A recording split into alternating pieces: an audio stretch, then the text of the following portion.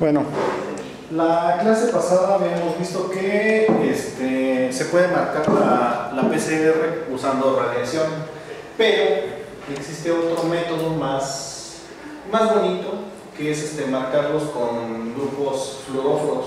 Entonces, por ejemplo, aquí tenemos la base nitrogenada y esta está anclada en grupo fluoróforo. Son fluoróforos porque tienen triple enlace. Entonces eso les permite fluorecer a cierto tipo de luz. Y pues existen muchos colores para escoger. Yo la verdad soy daltónico y no veo toda la gama de los que hay, pero pues creo que hay rojo, amarillo, naranja, verde. De hecho azul, hay azul y cian.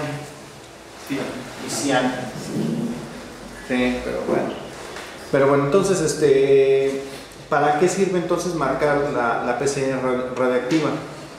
Bueno, por consenso, cada nucleótido se marca con un color diferente para poderlos distinguir.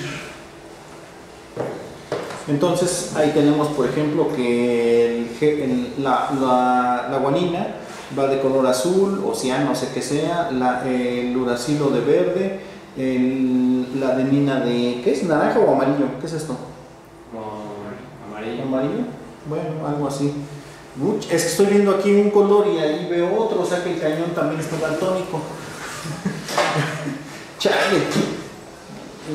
Y este otro creo que es rojo en la citosina, según mis ojos.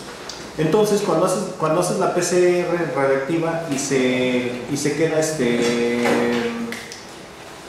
perdón, cuando haces la PCR y utilizas de nucleótidos, vamos a escribirlo porque yo mismo me confundo. Cuando utilizas NTPs, entonces se interrumpe la PCR y entonces ya puedes visualizar dónde se interrumpió.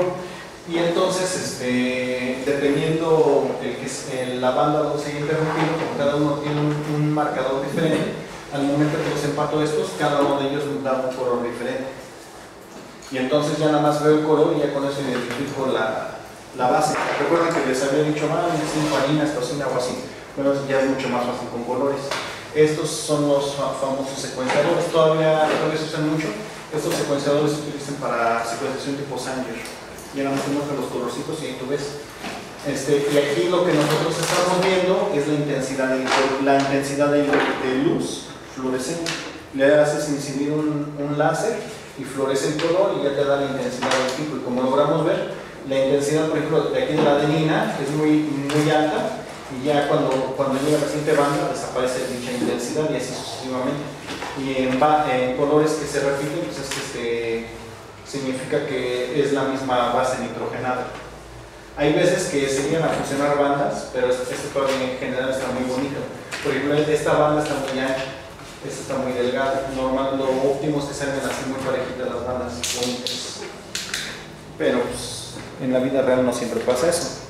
A esto se le llama electroferograma. Entonces, lo óptimo es que salga así bonito y puedes distinguir una banda de otra, que cuando una empieza a florecer, la otra ya está dejando de florecer. Pero la realidad es que cuando ya tienes muchas secuencias, más bien cuando tu secuencia es muy grande, la verdad es que tienes empatadas algunas bandas y llega un momento en el que dos bandas están floreciendo al mismo tiempo. Por eso la secuenciación Sanger no se utiliza para más de 1000 bases porque ya tienes interferencia. A principios de siglo comenzaron a desarrollarse los sistemas de bioluminiscencia y tenemos los dos, bioluminiscencia y fluorescentes. Y los de bioluminiscencia se basan principalmente cuando anclas un fluoróforo en un anticuerpo para poder detectarlo muchísimo más fácilmente que con una enzima. Ahora, los sistemas que utilizan colorantes para revelar el DNA, ¿sí se acuerdan que o alguna vez llegaron a escuchar que antes existía un agente revelador del DNA que se llamaba bromuro de tidio?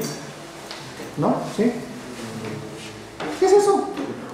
El bromuro de tidio es un agente intercalante, se une al DNA, entre las bases del DNA, y tiene la capacidad de fluorecer muy espectacularmente en luz ultravioleta.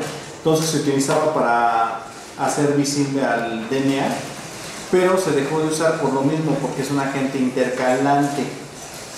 Entonces, ¿qué significa? Que si se une al DNA, si se une a tu DNA de tus células, puede generar mutagénesis, teratogénesis, oncogénesis, ya saben, esas cosas bellas que terminan en cáncer y otras cosas ahí.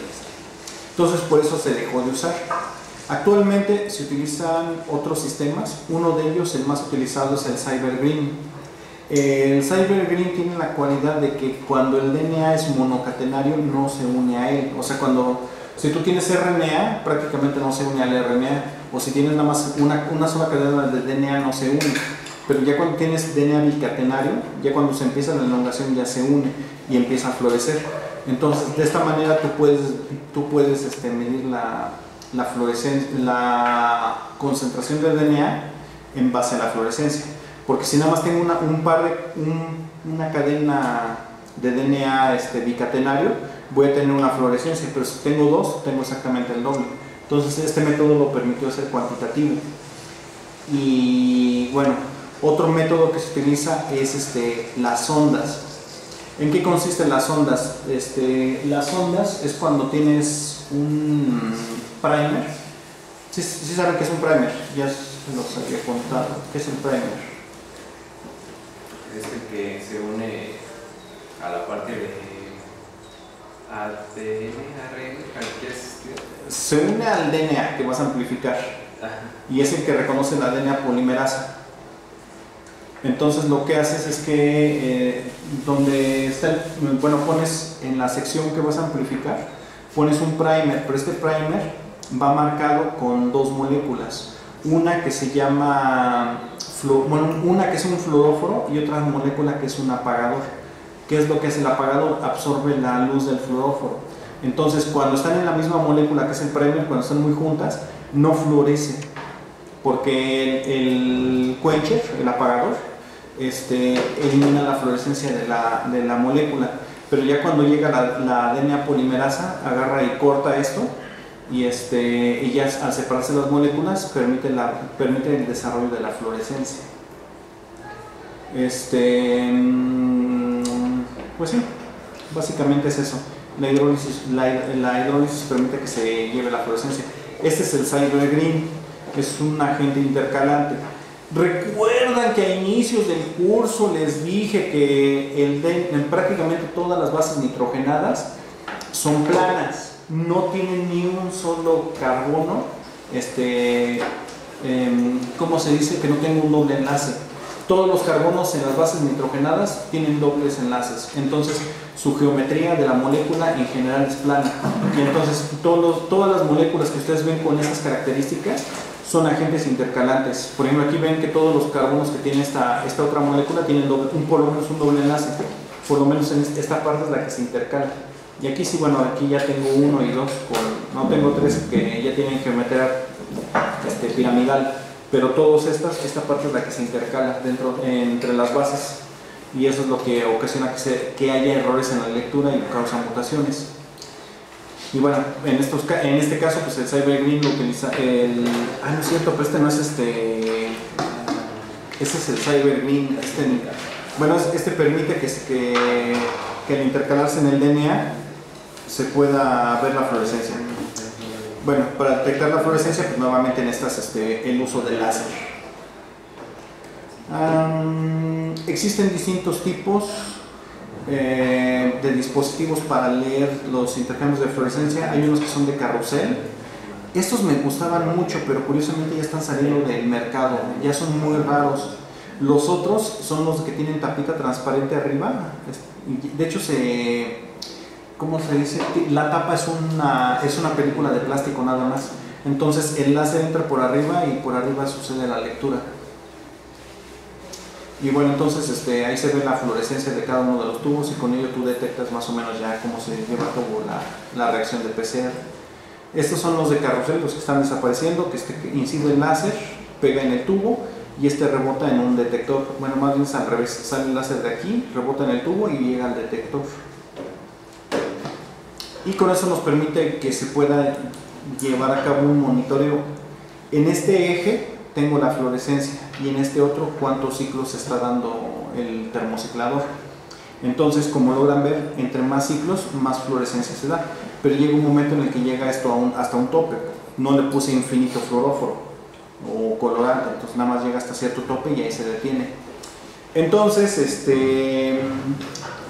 ¿se acuerdan alguna vez cuando vieron cinéticas microbianas cuál es la parte más importante del ciclo de crecimiento celular? ¿Cuál es la fase en la cual se le meten más matemáticas? La exponencial. La exponencial. Y entre la exponencial, antes de la exponencial hay una fase que se llama ¿cuál? La fase lag. Entonces, precisamente, bueno, está la fase lag, luego la fase de aceleración, y luego la exponencial, luego la de desaceleración y luego la asintótica. Esta sería la asintótica, esta sería la fase de desaceleración, esta sería la exponencial y esta sería la fase de aceleración y esta es la fase lag. Si fuera crecimiento microbiano, esto no es crecimiento microbiano, pero si logramos ver que esta fase es pues también asintótica y aquí empieza a acelerar, y precisamente entre que empieza a acelerar y empieza la fase exponencial, ese es donde nos interesa conocer precisamente cuando da el cambio, de cuando ya se va a amplificar exponencialmente el DNA como si fueran bacterias, y ahí es donde metemos las matemáticas para esto. Bueno, este es un ejemplo de una sonda Quencher por hidrólisis. Les digo que tiene, perdón, una sonda por fluorescencia. Tiene un fluoróforo que se le llama también reportero y tiene el apagador que se llama Quencher. Cuando están cerca, el reportero y el Quencher, pues no hay fluorescencia. Y cuando pasa la DNA polimerasa, porque esto ya se unió a la cadena de DNA, lo hidroliza. Y entonces al estar separados ya molecularmente puede haber fluorescencia. Y bueno, este es un ejemplo de una sonda. Este es otro ejemplo de otra sonda. Entonces, ¿se acuerdan? Por ejemplo, para marcar radioactivamente una PCR, ¿qué fosfato es el que se marca radioactivamente?